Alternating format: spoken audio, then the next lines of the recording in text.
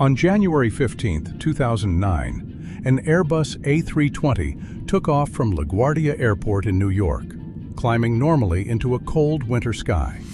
90 seconds later, it had no engines left. U.S. Airways Flight 1549 was a routine flight to Charlotte, North Carolina.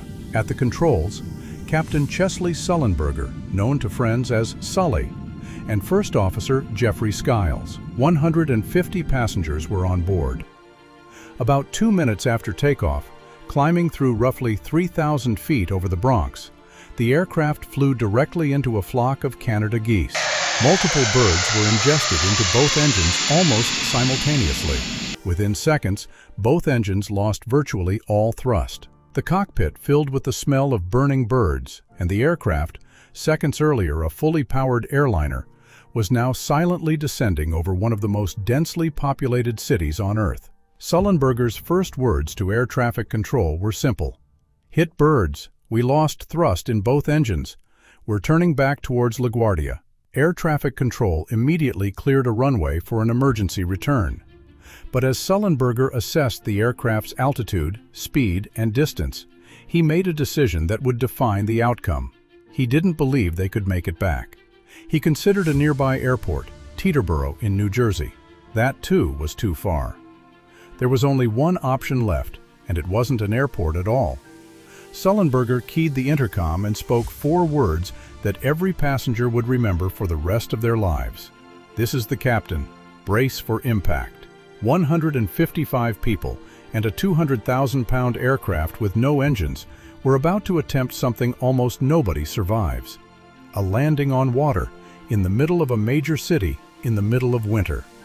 Sullenberger leveled the wings, kept the nose up, and guided the aircraft toward the Hudson River between Midtown Manhattan and New Jersey. Skiles ran through the engine restart checklist, one that assumes far more altitude than they had. At 3:31 p.m., roughly 3.5 minutes after the bird strike, the Airbus touched down on the surface of the Hudson River. It skipped once, then settled, intact, floating. It was, by any measure, one of the most precise water landings ever performed by a commercial airliner. But landing was only half the emergency. The Hudson River in January is close to freezing. The aircraft was taking on water and beginning to sink. Passengers had minutes, not hours, to get out.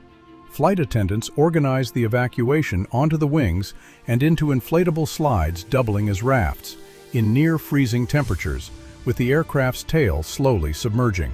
And then, something remarkable happened. Before any official rescue vessel arrived, a nearby commercial ferry changed course and headed straight for the plane. Within minutes, several more ferries, tugboats, and Coast Guard vessels converged on the site.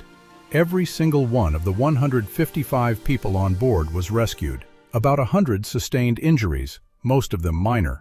A handful were serious. No one died. The National Transportation Safety Board's investigation later confirmed what many suspected. This was not luck. It was the direct result of exceptional decision-making under extreme time pressure, precise aircraft handling, and a cabin crew that executed a flawless evacuation in conditions that gave them almost no margin for error. The investigation also led to real changes: revised bird strike engine certification standards, and renewed emphasis on ditching procedures in pilot training that many airlines had treated as a formality.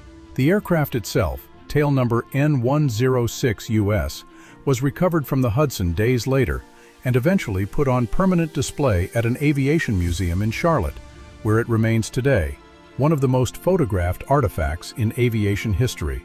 Sullenberger and Skiles became reluctant celebrities.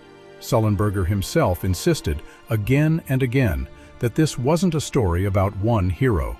It was a story about a system, a crew, and 155 people, all doing exactly what they needed to do in the roughly 208 seconds they had to do it. If the Glide Files has a theme, it might be this: the difference between catastrophe and a miracle is rarely luck. It's preparation, meeting the moment it was built for. If you enjoyed this story, subscribe for more real aviation history. There's a lot more where this came from.